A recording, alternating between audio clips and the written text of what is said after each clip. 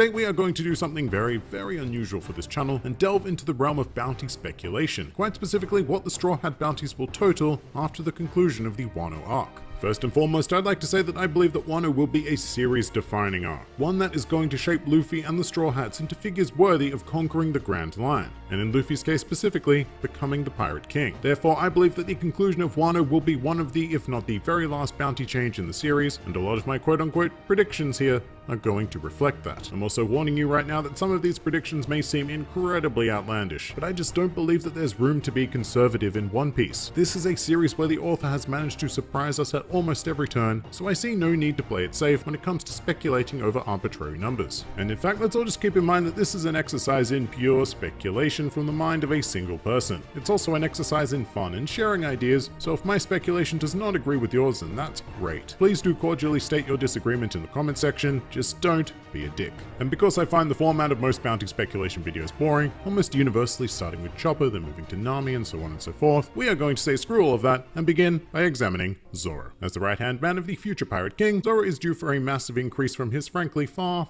too low current bounty of 320 million berries. Now, to be fair, Zoro hasn't exactly done a whole lot in the New World era of the story, but if an island full of samurai isn't his chance to shine, I don't know when will be. At this super early stage, a lot of people are convinced that he is going to be facing off against King, which I could certainly see happening, and taking down such a calamity could only result in a bounty over 1 billion at the very least. But we certainly are not going to stop there, because Zoro has a habit of one-upping Luffy's prior bounties, and yes, in the post-time skip era that has kind of been thrown out of balance, but I am predicting that Zoro will follow this former trend and be crowned with a bounty higher than Luffy's current total and land on 1.7 billion berries. A lot of you are probably going to think that that's far too high and would place him around the 1.2 to 1.3 area, and to that I say meh. That's just a bit too boring for my liking. And while Oda is a lot of things, boring certainly isn't one of them. Next up, let's talk about the most recent Straw Hat, Jinbei. He commences this speculation with a total of 438 million berries on his head, a nice respectable number gathered over a long career. And sadly, that's why I don't think his bounty will be changing all that much. This whale shark has been hitting the high seas for decades. His strength, intelligence, and character are known in great detail throughout the world, and he was even allied with the Yonko Big Mom, and the world government still judged his bounty to be where it is today. The only factor I feel that will affect Jinbei's bounty is the idea that he will now be officially recognized as one of the Straw Hat Pirates. So Jinbei's danger from the perspective of the world government will only be heightened by association with Luffy. And so I find myself landing on a number of around 550 million berries. Just over a 100 million berry increase. Anything more is simply too high in my mind for a figure this established in the world. Plus, it's highly unlikely that he'll be returning to the Straw Hats any stronger. If anything, he may be capable of far less than what he should be. So for now, this seems alright to me. Plus, 550 million berries would also put him bang on Ace's former bounty, which I think would be really cool. Moving on to the ever-glorious navigator Nami. Sadly, her numbers haven't traditionally reflected Nami's true value, and so we open this bounty account with 66 million berries. I also don't feel like Wano is going to see a gigantic improvement on this number, and like the argument I made with Jinbei, Nami's danger to the world government seems to spawn almost entirely from her association with the Straw Hats. However, before we land on some stupidly boring number, let's also remember that Nami received quite a nice little power-up at the tail end of Whole Cake Island in the form of Zeus, and if Nami can pull off something particularly incredible with him, then I could see a very God Usopp style legend spreading about a goddess who can control apocalyptic weather at her whim. So you know what, as much as the boring logical side of me wants to place her anywhere between 100 to 200 million berries, I'm instead going to go all out and say that Nami will cause a huge event during Wano and will land at an exceptionally dangerous 466 million berries. Now, as for our resident Soul King, I suspect he'll be taking more of a backseat in the Wano arc after essentially being the MVP of Whole Cake Island. And no, it's not particularly fair, but I feel that what we're going to see is what I'm going to start calling an association fee attached to Brook, plonking another 100 million berries onto his current 83 million berries, simply due to the fact that he's a Straw Hat. So yeah, I think Brook kind of gets the short end of this bounty deal, but hey, 183 million berries, that's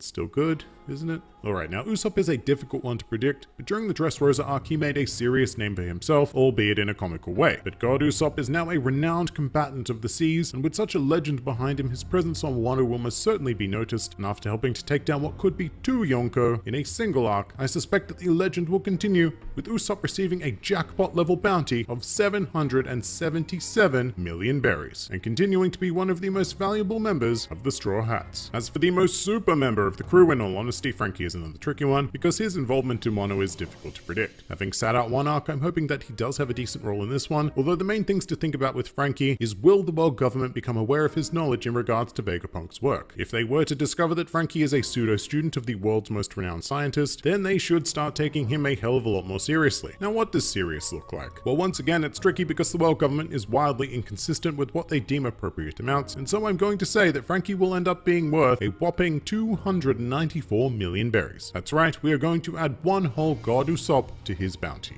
And now for another Straw Hat that we're going to need to pay some serious attention to. After Wano, the Straw Hats will have been involved in the territories of two Yonko, both of whom are known to house a road poneglyph, which Robin can conveniently read. And should they know about the poneglyph on Zo, then it would be safe to assume that the Straw Hats had now read 3 of the 4 road poneglyphs. In order to prevent Luffy from becoming the Pirate King, Robin should be targeted at all costs. And we've even had some seeding for this during the Zo arc, where Inuarashi stated that she would become incredibly sought after. So in the interest of making Robin a prime target, her bounty needs to be something huge. And you know what's huge? Well, I think about 1 billion berries should do it. This number has nothing to do with strength, it's purely about the sheer threat that Robin represents to the world government once she's read 3 of the 4 road poneglyphs. Because at that point, we're just one away from another Pirate King. As for Cotton Candy Lover Chopper, I feel that he does tend to be a bit of a forgotten about character in One Piece arcs. However, that could all change in the wonderful land of Wano, given how Zo and heavy the theme seems to be. But there is still a huge problem in that Wano thus far is essentially promising to boast the largest cast of characters in the series in a single arc since Marineford. So I feel like unless Chopper holds a truly pivotal role like Usopp did in Dressrosa, then he's going to be pushed into the background by default, both in terms of the story and in the eyes of the world government. Plus, I really don't see Oda giving up on the comical element of Chopper's bounty, but that doesn't necessarily mean we need to keep it low. On the contrary, I believe that using the low bounty gag a third time and tacking on another like 50 berries or so just isn't Oda's style. It's too predictable. And with that in mind, I believe that this gag is going to be taken in the exact opposite direction, and by the end of Wano, Chopper will be worth somewhere in the region of a shocking 500 million and 50 berries. Anything lower than that is simply not enough for the gag to work. He'll still be referred to as the Straw Hat's pet, of course, but only this time he'll be a pet monster with a huge target on his back. Now we come to the cook. Sanji's strength and general threat level has been consistently misjudged by the world government, in my opinion, and his bounties tend to have a more comical aspect to them. One of these things is going to change, and I suspect that it will be the former. What this means is that I think we're going to see a very serious number assigned to him, but with an element of comedy attached to it. And on that train of thought, I've landed at the number of 997 million berries. An absolutely astounding number, but being just 3 million away from 1 billion would surely annoy Sanji to no end. And furthermore, in my particular speculation, this also puts him behind Nico Robin, which would result in a hilarious spirit-crushing panel of him comparing the two, but still give Sanji a justifiable number at the same time. Oh, and as for why he's only 3 million away from 1 billion, that's because it just works with his name, given that the Japanese for the number 3 is San. But now it's time to end this with the big guy himself. After spearheading a mission that will result in the potential defeat of 2 Yonko, I believe that Luffy will finally solidify himself as a true presence on the world stage. 1.5 billion berries simply is not enough to do that. So did we go with 2 billion? No, too boring. 3 billion. Now we're getting somewhere, but it's still not indicative of the chaos that is about to occur on Wano. So as for Monkey D. Luffy, by the end of this arc, I predict that he will attain a bounty of 3,560 million berries. The 5 and the 6 are there because we need a nice Gomu reference, of course. Now I'm sure that a lot of you are going to find that number potentially far too high, given Blackbeard's current bounty, but I truly believe that Luffy is going to cause a spectacle worthy of every berry.